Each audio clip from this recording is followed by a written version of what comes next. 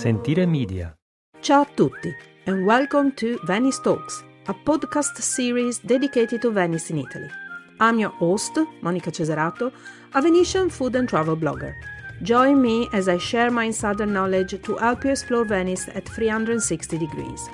In this weekly podcast, we'll dive into the heart of a city, uncovering hidden stories and connecting with the people who make Venice unique.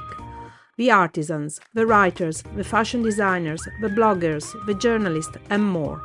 Let's break free from cliché and discover the true essence of Venice, not just the monuments, but the vibrant people, the Venetians. Experience Venice the right sustainable way. You can find me on my blog at www.monicacesarato.com and across all social media platforms. Enjoy the episode and let's journey through Venice together. Welcome back to Venice Talks, Season 2, Episode 18. Hi everybody and welcome back to Venice Talks. Today I have a special guest. I have Dottoressa Elisabetta Barisoni from one of my favorite places in Venice, is Museo Ca Pesaro. Hi Elisabetta, how are you? Hello, fine, thank you. First of all, thank you so much for being with us because I know you're very, very busy as, it's one of the most beautiful museums in Venice. So thank you again for being with us.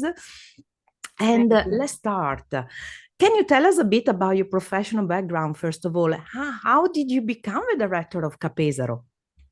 I have been studying history of art at Bologna University and University of Edinburgh in Scotland.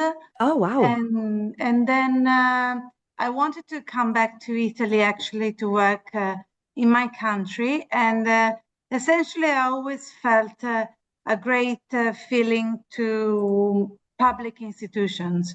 So I really wanted to work in museums. I started a Castelvecchio Museum in Verona, and then I stayed for 13 years at Marte Museum in Rovereto in the north of Italy as temporary exhibition curators.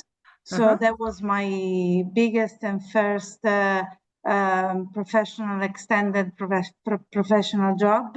And then after Rovereto, I arrived in Venice in 2015. Oh, you've been here for a long time then. Okay, nearly 10 years. Next year is 10 years then. It's 10 years, yeah. Oh, okay. Then I want to go back to the fact that you've been here during the big Acqua Alta. I want to go back to that. And so what was your first impression of when you started your role in the museum?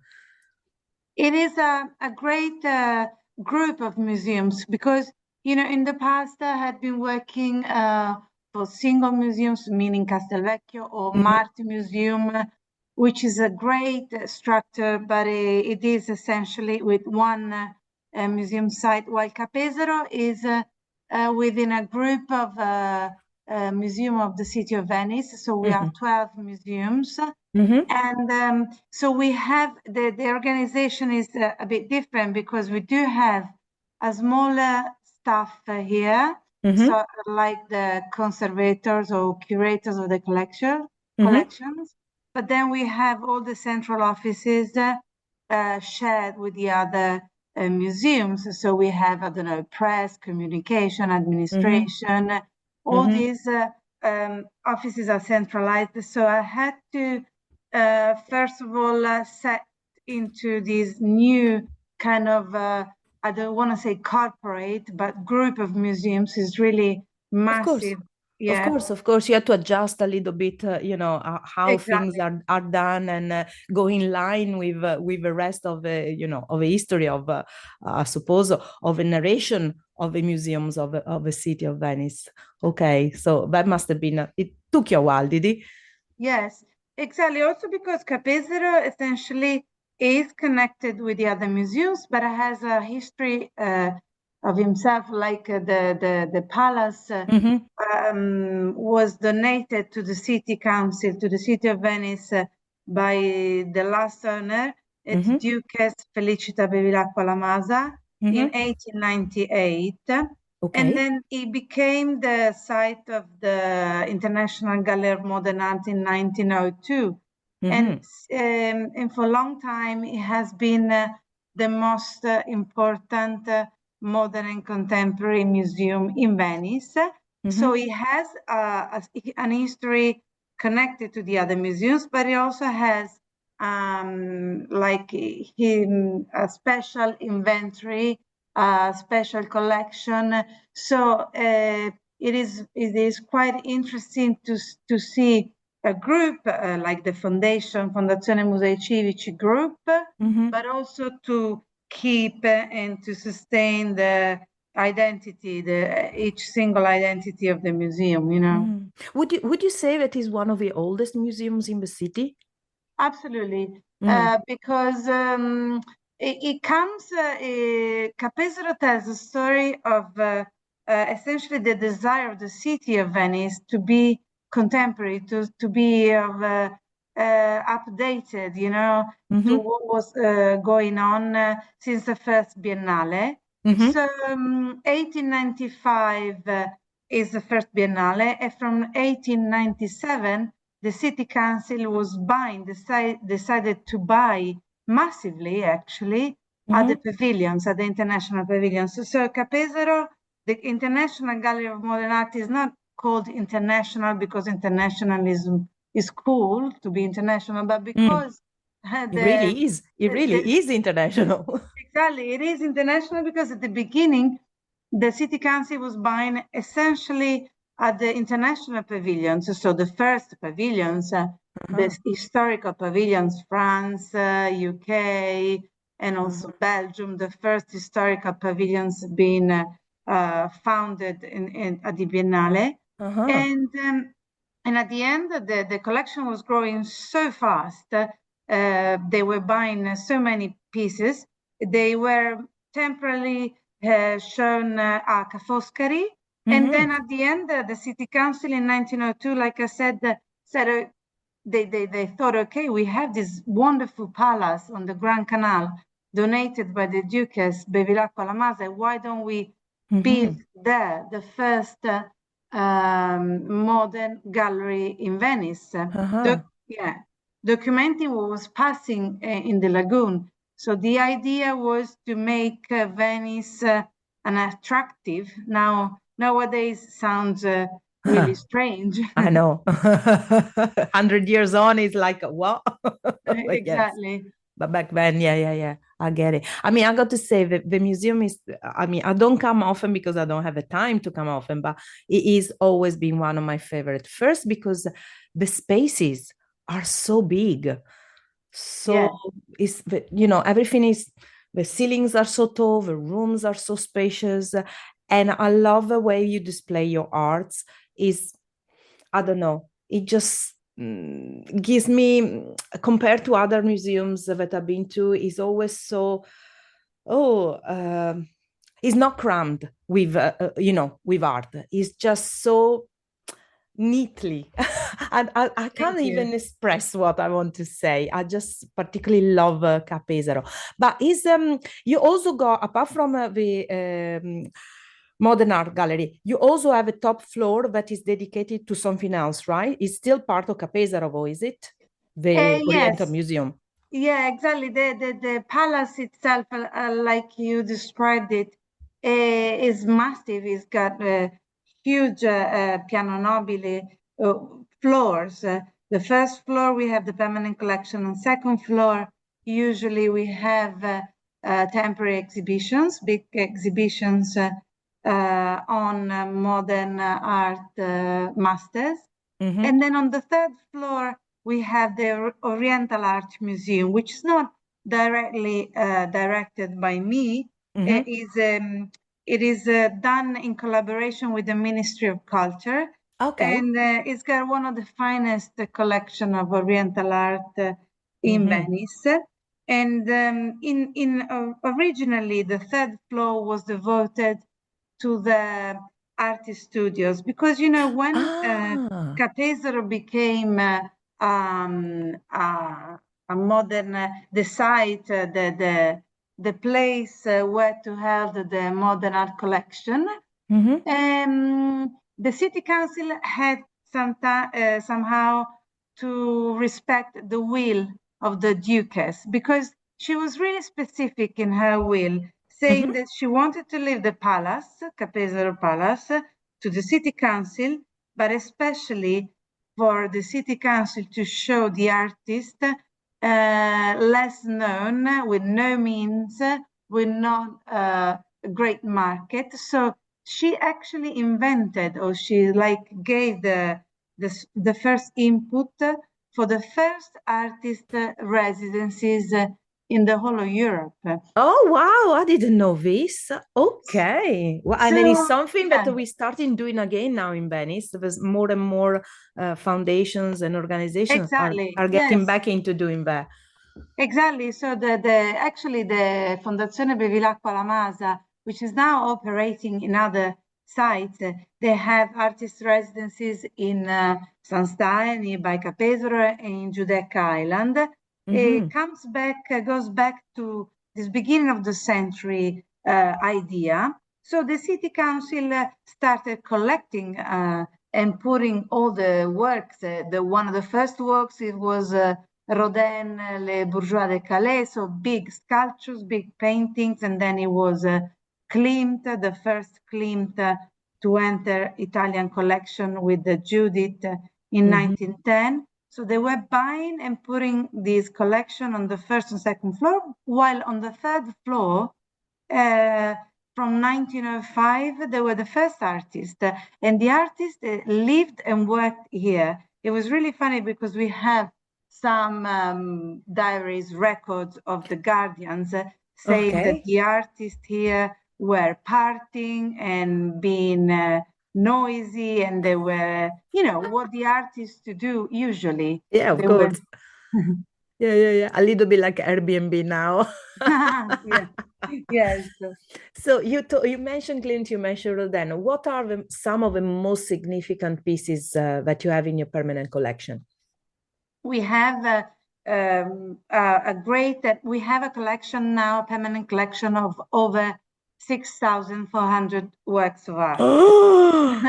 My jaw just literally touched the ground right now.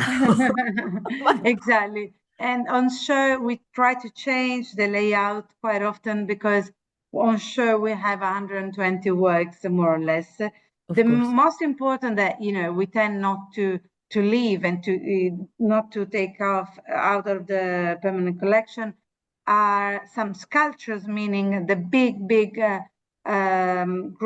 sculpture group by Rodin. I mentioned the Les Bourgeois de Calais, and the Thinker by Rodin. The Thinker was acquired the second time Rodin shown at the Biennale in 1907. And then one of the greatest work by Joaquin Sorolla, Cucendo la Vela, and then of course Casorati, Gino Rossi, many Italian masters, Boccioni, and for the international masters we have the first Klimt I mentioned earlier, the Judith II. It was the first time Klimt was acquired by an Italian institution, and it's a wonderful masterpiece. And then we have Kandinsky, wonderful Kandinskys, and Chagall, the Rabbi, and Bonnard, for instance. I'm mentioning this work because sometimes, for instance, for Bonnard, these are the only works in public collection in Italy. Oh, wow. So it's the only chance for Italian audience to see this artist. Okay. And then we are very strong in the 20s and 30s, meanings for like Morandi, De Chirico, Sironi, the Italian artists in 20s and 30s. And then we have a great selection of works from 1940s and 50s, Emilio Vedova, Pittinato, Leoncillo, all the new avant-garde, I'd say, of Italian art, and not only. And of Venice as well. Yeah. And also, quite recently, in 2022, we received the biggest donation since the 1960s.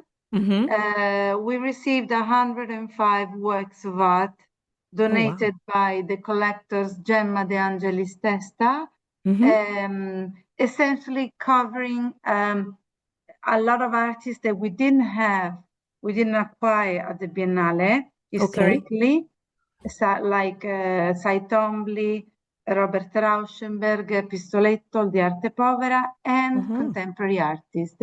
We have a wonderful room now on Marina Abramovic, Hansen Kiefer, Shirin Eshat. So we somehow fill the gap, if I could say, of the most contemporary artists with this great donation we received. How excited were you when you received the news about that? Yes. As you know, as a director of a museum, but also as a lover of art, you must have been like a little girl in a candy shop going like, oh! Yes, absolutely. It must have been amazing. Listen, what temporary exhibitions are currently on display or coming up? At the moment, we have a big exhibition on Armando Testa, who was Gemma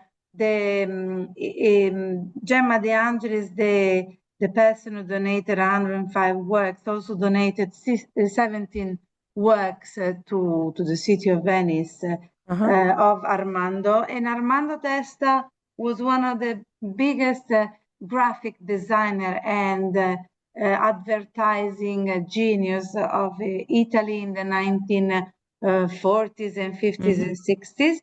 So it's a very colorful and light and really interesting exhibition, because it is amazing for the people who remember his advertising, and also for the young graphic designers and young street artists and the new generation who didn't know the birth of advertising in television, because these are the years, the 1950s, when the Carosello, the television, of course, was popular in Italy, and also is a sort of a walk through memories for other visitors. And at the same time, we have a site-specific installation of Chiara Dinis, Lo Stile, a contemporary artist who has done a site-specific installation in homage to Mondrian and to Neoplasticismo. And on the permanent collection, we had devoted a small room on Ennio Finzi, one of the Venetian master of abstract art. He was born in 1931, and unfortunately last week he passed away. But we were really happy to open this homage room while he was still alive. And so it's also, we try to focus sometimes on Italian artists with one room, with a smaller exhibitions, just to keep on working on the collection, and also work on the history of art, Italian art. This brings me to my next question, actually, that it was, how do you decide the theme of a temporary exhibition? Is it you? Is it a team? Or in any case, what are the parameters? How do you come up with a theme? It depends, first of all, on, of course, we are really linked, in generally speaking, in Venice to the biennales. Meaning if it's a art biennale or architecture biennale. It's true that recently they are quite similar, because the architectural biennale is much more artistic, if you wanna, if I can use this word, but still the pressure on the city and on the institutions during the art biennale is much more than during the architectural years. For instance, I don't know, I think last April in Venice, there were 95 exhibitions opening in 1 week or something like Whoa, that. I know, it's crazy. And Exactly. when you give invites, Elisabetta is like, where do I go Exactly. now? Exactly. There was quite so. Obviously, I tend to follow a line on 20th century masters during the Art Biennale. We did Cy Twombly 2015, then we did David Hockney 2017, Gorky in 2019, and then Afro. So this line, and Armando Testa, even though it's through design, but is still a great master of 20th century. So I tried to concentrate on one monograph exhibition during the Biennale Art, while during Biennale Architecture we did different projects. For instance, 1 year we devoted the whole exhibition on the fashion designer Fiorucci, because it was more linked to the architectural biennale. So I tried to propose always a big monographic exhibition to discover or to put the eyes 100% on one artist, and then to have smaller projects, maybe with contemporary artists, maybe like Chiaradini's, and then last Biennale we had the Rakib show in the smaller space. For instance, 2024, in the second part of the year, we're going to be opening in October a big exhibition on Roberto Matta when Armando Testa closes. We're going to show Roberto Matta, so the surrealist and the genius of the 20th century. It was an exhibition never done in Italy.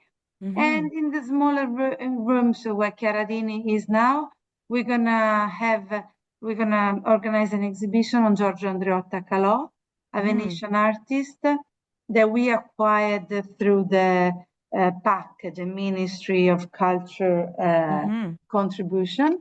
So we try to keep on analyzing the 20th century masters as well as the new voices. And the process is usually the proposal comes to us, to Ca Pesaro, meaning to me and to my staff, the staff here. And then we first propose it to the group of directors. We have first step trying to coordinate all the different exhibitions, the different themes. Of course. You know. Well, yes, so you don't go clashing that you all of a sudden everybody's exactly. doing the same thing. Of course, so it totally also because we are many museums, like I said at the beginning, and also we are not all museums in modern and contemporary. I would say only Ca Pesaro and Fortuny are devoted to 20th, 21st century art. My other colleagues are, medieval, Renaissance, 18th century art, Stoccarezzonico, Correr, Palazzo Ducale. So they have different projects and different times. They're not maybe so much affected by the Biennale. Of course. And then after these steps, the main decision goes to the board of trustees, the CDI, il Consiglio d'amministrazione. So of course they decide what we plan, the financial aspects, the timing aspects, the opportunities. So at the end, there are different steps of approval. Yeah, and then we see the end result and we just go, oh wow, beautiful, but we don't realize how much work there is behind creating just even a small event, never mind a whole exhibition. Absolutely. Listen, 2019, Acqua Alta, Acqua Granda. What happened in Ca Pesaro? Did you have major damages? Yes, I have. When you mentioned 2019, I'm still shaking. Yeah, because I remember exactly that evening. Actually, we just opened 3 weeks before a big exhibition on London Art Now, contemporary artists from London. And we have been, Ca Pesaro was the most affected by the Great Flood. That's why I'm asking. That's why I'm asking, yes. because I knew We you had we went absolutely out down the water because we are facing the Grand Canal, and when the Grand Canal arrived inside the museum, we also had an electrical problem because of the water, and then we had a principle of fire, which was treated during the night with many difficulties, because also for the firemen and the fire brigade, it was very difficult to reach the museum. Of course. So it was a nightmare, and then we had to stay shut, closed, for many months. I was really happy because actually the city council, the mayor himself, was really keen on reopening Ca Pesaro as soon as possible. We got the funding from Banca d'Italia. We had the funding very quickly, and we actually did the public tender to start the works, the maintenance work very quickly. And then and after that, it sounds like a joke, but it was a terrible joke. We started the 1st of March, the maintenance, the restoration 2020. works. And then the 8th of March, we were closed all again. all the workers had to leave Venice because Venice was one of the 8 or 10 cities in Italy, of course, to be shut for the COVID emergency. Of course. So that would look like a nightmare to me, because I had the whole collection. Of course, we had a temporary alarms and conditioning systems. So I wasn't worried about the works because we kept the standards for climate control and alarms and security and safety. But it was a nightmare because we opened only 10 September 2020. So almost a year after that. Because it was a COVID emergency, no one could come in and work. And then during the summer, we worked madly, July and August 2020, to reopen. We reopened symbolically, it was a devastated country by the COVID, obviously. Of course. We reopened the 10th of September, and then we had to reclose because it was everything was shut down again, I think beginning of November. Yeah. Mamma mia. Okay. Yeah, I know that Ca Pesaro, of all the museum in Venice, is the one we were going, yes, oh my God, is it ever going to reopen? Exactly. It sounds like a long time ago, but it wasn't a long time ago. I know, it's only 2 years ago. The positive thing was that we had a chance to redo the whole ground floor. So we rebuilt, redesigned the cafeteria, which is wonderful, with high standards, with everything. It's really nice. And also the bookshop, all the ticket counter, the cloakroom. So we redesign and redo the whole of the ground floor, which is a good opportunity, of course. But listen, with the Acqua Granda, what about the works? Where I assumed the storage is not in the museum, or is in the museum? No, exactly. We don't have any work on the ground floor. Okay, so, good. For a moment, I was like, oh my God. Exactly. It didn't affect us in terms of conservation. It affected the furniture, like I said, like the cafeteria and all the products in the bookshop. I remember these teddy bears on the Grand Canal, because, all the things that were in the bookshop were overwhelmed by this great flood. So it was a matter of, products and objects, but not works of art. Because our deposit, we have, I'm head of the Fondazione Deposit, and they are on the land in Marghera. Ah, okay. So we have a big and absolutely international standards deposit. Yeah, of course. And they are absolutely out of the ice Yes. flood danger. Yeah. Yeah. Thank God also, because if you had the start of a fire, that would have been, my gosh, be scary. Yeah, you know, the fire is a problem in Venice. In Venice, Yeah. oh la la, isn't it? Yeah. Listen, how do you see the future of Ca Pesaro in 10 years? And do you see yourself still in 10 years?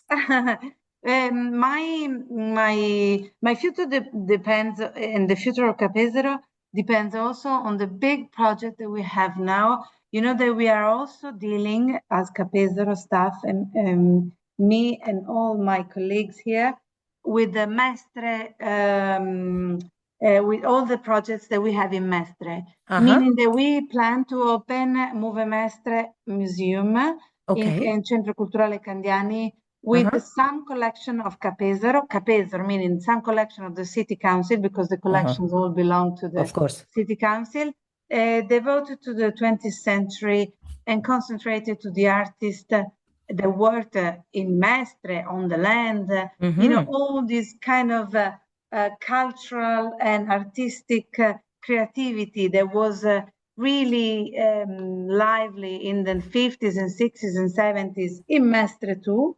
So we're going to be opening a new museum. And also we're very excited because Ca Pesaro grew, and not just in terms of visitors, but also in visibility, credibility. We have received a very good projects for Ca Pesaro. We received good projects also in perspective for Mestre, which is another situation, obviously is completely different than this historical place, but it's interesting for the population, for the social and education part of our job. You know what I mean? So we're working on different levels. So in 10 years time, I see Ca Pesaro and myself involved in the discovery more and more of the richness of the collection. You said I feel like a kid in a lollipop shop, but sometimes it's true, because sometimes I see, you know, 6,400 and over collection. I see myself as a very lucky person because I can pick up different artists, different lines of exhibition or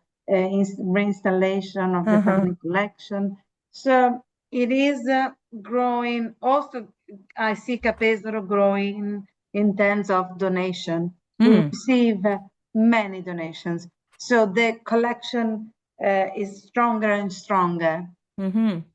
I just want to come back just by listening to you. You're so passionate about it. Listen, nobody's going to listen to this, but your favorite artist? My favorite artist? But in the past, No, in your collection. In my collection, I think one of my favorite artists is Gino Rossi, in terms of Venetian rebels, Venetian historical artist. I think is one of the most fascinating in the 1920s, and internationally speaking, I think Chagall. Last year, we worked a lot on Chagall for an exhibition in Mestre. And Chagall is one of the greatest. It remains one of the greatest master of the last century. Even though we have just one work, but it's a masterpiece. And if you go back to his life, and he had to leave Russia, he had to leave Europe. It was always in the wrong place at the wrong time. Say, but he kept a great hope in art, in a human being. I really love. I can look at the rabbi, the Rabbino di Vitebsk for like half an hour, 1 hour, and forgetting all my meetings and emails. And your problems. Exactly. Yeah, Elisabetta, it was so nice talking to you. Listen, the museum is open every day, but was that Mondays or Tuesdays? Mondays Yes, you closed? it's open every day from 10 to 6, and also on Fridays and Saturdays. We have now in spring and summer the longest opening time, the opening times until 8 o'clock p.m. So it's really good to have, I don't know. Good. And you're part of a ticket of a city museum where people can Yes, purchase them. absolutely. We have the visitors can buy the ticket for the whole museums, or they can also buy the tickets for the modern and contemporary museums, meaning Ca Pesaro and Fortuny together. There is also a combined ticket for the people, visitors and guests interested in modern and contemporary more than the others. And by the way, you just mentioned my other second favorite museum, that is the Fortuny. I got to say, it's yes, an amazing place too. And they've done an amazing restoration. And I hope I'm going to be able to manage to interview somebody about the Fortuny, but we'll see. Yes. Elisabetta, thank you so much for talking to us. I know you're very busy, so I'll let you go, but I can't believe it. It was one of the most beautiful talks, and your enthusiasm, I got to say, I need to come back to Ca Pesaro ASAP just because of everything that you said. Thank you again. And well, I hope to see you soon then when next time I come and see the museum then. Absolutely. Okay? Thank you so much. Ciao, ciao. Thank you. Ciao. Oh, wait. Sorry, I forgot. Social media. Where can people find the museum on social media? We have our profile on Facebook, Instagram, and X. Ca Pesaro. Ca Pesaro. Yes. Fantastic. Okay. Thank you very much. Ciao, ciao. Ciao. A great thank you to Elisabetta for the wonderful chat. You can find the museum on all social medias as @Ca Pesaro. Thank you again for listening. Venice Talks podcast is a production of Sentire Media, created, produced and hosted by me, Monica Cesarato. Follow Venice Talks wherever you get your podcast, and if you want to book a food tour or a cooking experience with me, you can find me over at www.monicacesarato.com and on all social medias with the handle @monicacesarato, where you can follow my adventures around Venice. And don't forget, if you love this episode, please rate it and leave a review. It's very much appreciated.